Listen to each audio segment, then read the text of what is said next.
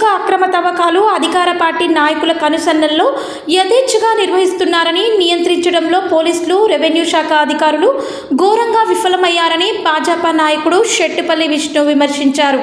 పేదల ఇంటి నిర్మాణ అవసరాలకు వేలు ఖర్చు పెట్టినా సమయానికి ఇసుక అందడం లేదని, కొంతమంది నాయకులకు మాత్రం స్టాక్ పాయింట్లు పెట్టుకునేంతగా ఆంతర్యం ఏమిటని ప్రశ్నించారు. కొంతమంది దళారులకు మాత్రం రిచ్ అడ్డాగా మారిందని తెలిపారు. అధికారులు చొరవ తీసుకొని ఇసుక అక్రమ రవాణాను అరికట్టేందుకు చర్యలు తీసుకోవాలని డిమాండ్ చేశారు.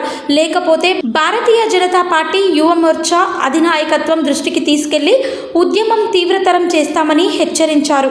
ఇప్పటికీ ఒక యువకుడు అంగవైకల్యంతో కాలు విరిగి ఉన్నాడు కాబట్టి బిచ్చుకున్న పట్టణంపై నుంచి లారీలు వెళ్లొద్దని నిషేధించడం అయినప్పటికీ వినిపించుకోకుండా గ్రామ మధ్యంలో నుంచే లారీలు వెళ్తున్నాయి. దీన్ని ఎమ్మెల్యే గారు లక్ష్మీకాంతారావు గారు దీన్ని అరికట్టాలి, నిషేధించడం. బిచ్చుకున్న గ్రామ మండల యువకులం అందరం కలిసి బిచ్చుకున్న పట్టణంపై నుంచి లారీలు వెళ్ళొద్దని.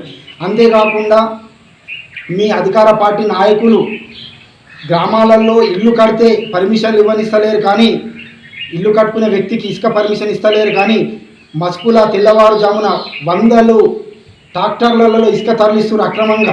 ఎందుకు తరలిస్తున్నారు, ఎక్కడ తరలిస్తున్నారు ఇప్పటివరకు తెలియదు. మరి ఆ ఇల్లు కట్టుకునే పేదవాళ్ళు ఇసుక అడిగితే ట్రాక్టర్ వాళ్ళు అంటున్నారు, ఈ ఇసుక మేము అధికార పార్టీ నాయకులు కమిషన్లు ఇచ్చి తెస్తున్నాం, లంచాలు ఇచ్చి తెస్తున్నాం, కాబట్టి 1000 రూపాయల ఇసుకను 5000కు అమ్ముతున్నామని చెప్పి ఈరోజు మాట్లాడుతున్నారు. కాబట్టి ఎమ్మెల్యే లక్ష్మీకాంతారావు గారిని ఒకటే సవినయంగా వినియోగించుకుంటున్నా, అయ్యా మీరు ఎక్కడి నుంచో వస్తే మా జుక్కల ప్రజలు మిమ్మల్ని ఎమ్మెల్యే చేసిరు, మీరు సేవ్ మంజీరా, సేవ్ ఇసుక మాఫియాను అరికడతానే నినాదంతో ఈరోజు ఎమ్మెల్యే అయ్యారు.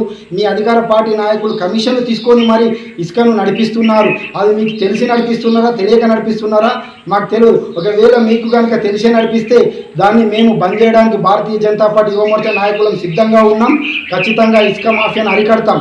మీకు తెలియక నడిపిస్తే మీరు తెలుసుకొని ఆ ఇసుక కమిషన్ తీసుకునే కమిషన్దారులను తొలగించి పేద ప్రజలు ఇల్లు కట్టుకుంటున్న వాళ్ళకు తక్కువ ధరకే ఇసుక వచ్చేటట్టు మీరు చూడాలని చెప్పి మేము కోరుకుంటాం. లేని ఏడల భారతీయ జనతా పార్టీ ఖచ్చితంగా ఈ ఇసుక మాఫియాలలో కమిషన్ తీసుకునే వాళ్ళని అడ్డుకుంటుంది, ఇసుక మాఫియాను అరికడుతుందని తెలియజేస్తున్నాం. భారత్ మాతాకి జై.